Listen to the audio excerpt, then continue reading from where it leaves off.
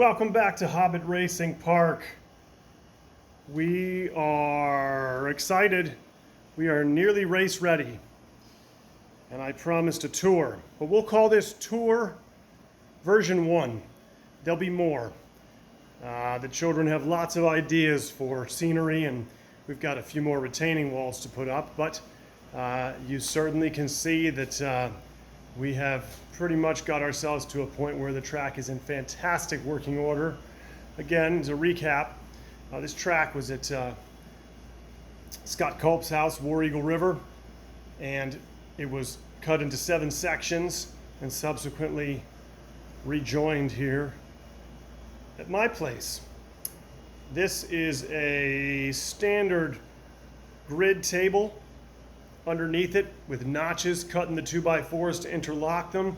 Essentially, it's a gigantic dining room table on legs.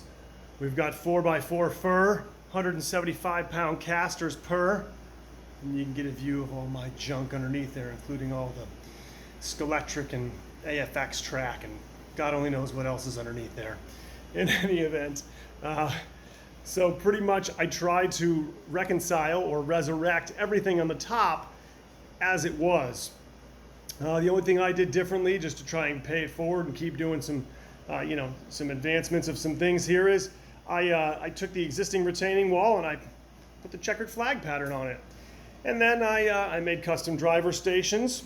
At this point, those are still the slot car corner driver stations, but those are pine with American heritage, I believe is the color, and then polyurethane.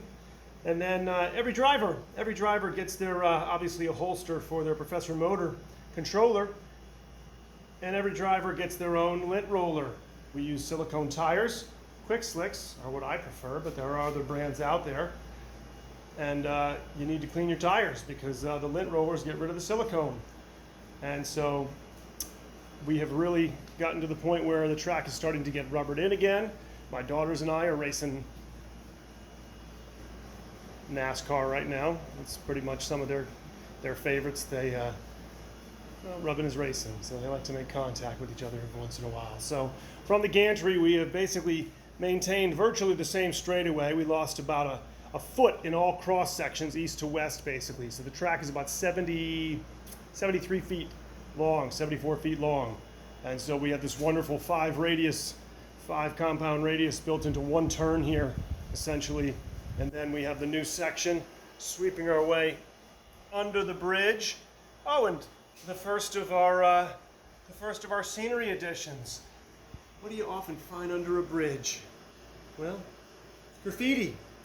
So the girls decided to do some graffiti under the bridge there. It's fantastic. That was the first permanent fixture for scenery. Coming up to the hairpin, as you start to gradually climb the hill, that hairpin right there gets everybody. Even me sometimes. And then we're going to come across the bridge, we're going to make our way through the S, and then we are going to reach the top of the hill climb. And then one of my favorite things now that this track is on never mind that it's a mobile table, but just a table that we're in a little bit of a larger space, is we get the beautiful view of Scott's vision when he created this track. We get that back straightaway with the kink that slows you down just enough. And then you get to that gigantic sweeper where you've got that 8-foot wide sweeper, and you make your way all the way back to the gantry. And of course, we've got our television on the wall. I think I need to turn the contrast down, but I know it's going to blink anyway in a video, but I'll turn the contrast down on that. And then, underneath the track, as you would imagine, we have our 4 individual power supplies. We have our TrackMate wiring. We have our relays. And so basically there's our TrackMate card with our gantry connection for that LAN cable, the USB going back to the computer. And then we bring our way over to the race director's computer. Eventually those speakers will be mounted up on the wall. Everything will be coming down from drops from the ceiling. And, we'll put some race paraphernalia all around. But I wanted to give everybody a nice view of, to the point where we're race ready. I think the girls are going to have some wonderful scenery additions that will maybe do some shorts, or we'll just do continuous updated tours throughout. I hear I hear words about maybe a campground in there and a seaside view at the top of the hillside off in the distance with some, paintings off in the distance of the wall that's going to be up along the side there. And so, all the cars won't be sitting in the infield, obviously, but this is a great start, and I can tell you that without a doubt the track is certainly, well, it's faster than it was. We lost 3.5 feet or 3 feet 4 inches, but it is certainly, I guess, in terms of pound for pound, laying down the rubber and picking them up and putting them down, as they say, this track is clean and ready to go and just as fast in terms of its traction as it's ever been. And very excited that the way that it came out, and even more to come.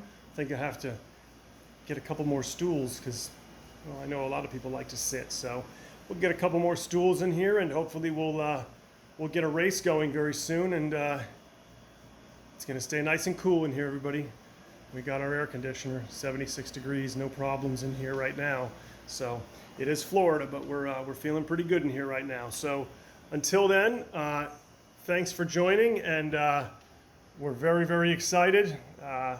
Just fantastic progress each and every time I'm able to share something, and I hope everybody really enjoys, where it all came from. Visit me on Home Racing World, the forum, Wrangler number 3. You can follow the resurrection of this track over there. There's far more pictures over there than there are videos. So all the videos are here, but like, subscribe, comment, share.